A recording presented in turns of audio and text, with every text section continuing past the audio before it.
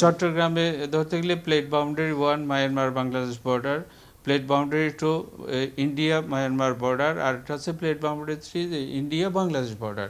এই তিনটা জায়গা হচ্ছে ভূমিকম্প সৃষ্টি হবে, উৎপত্তি স্থল।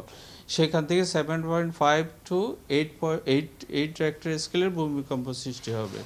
ওখানে যদি এই ভূমিকম্পটা হয় তখন চট্টগ্রামের কী অবস্থা হবে?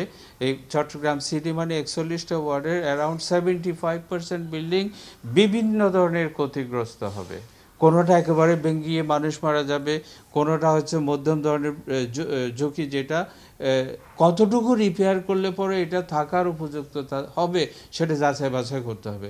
আরেকটা হচ্ছে একেবারে মাইনর ঝুঁকিতে যেগুলো আছে, বিল্ডিংয়ের হয়তো কোনো জায়গায় ক্যান্টিলিভার বেশি রাখছে, ক্যান্টিলিভার রাখার একটা লিমিট আছে, 3 ফিটের জায়গায় 6 ফিট রেখে দিচ্ছে, তাইলে ওইটুক 6 ফিটের 3 ফিট ভেঙে ফেললে তো হয়ে যাচ্ছে।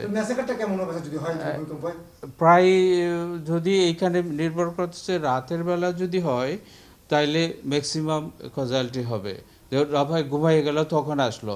আর দিনের বেলা হলে আবার স্কুল কলেজ ইউনিভার্সিটি যেগুলো আছে সেগুলোতে সকাল 9টা থেকে বিকাল 5টার ভিতরে তাইলে ওরা যাবে। আর আমাদের বাংলাদেশে দেখা যায় যে একটা পরিবারের চট্টগ্রামের পরিবারে 5 জন যদি লোক থাকে, একজন চাকরিতে যায় আর বাকি 4 জন ঘরে থাকে। আর ওসব দিনের বেলা হলে আপনার এই যে স্কুল কলেজ ইউনিভার্সিটি যাচ্ছে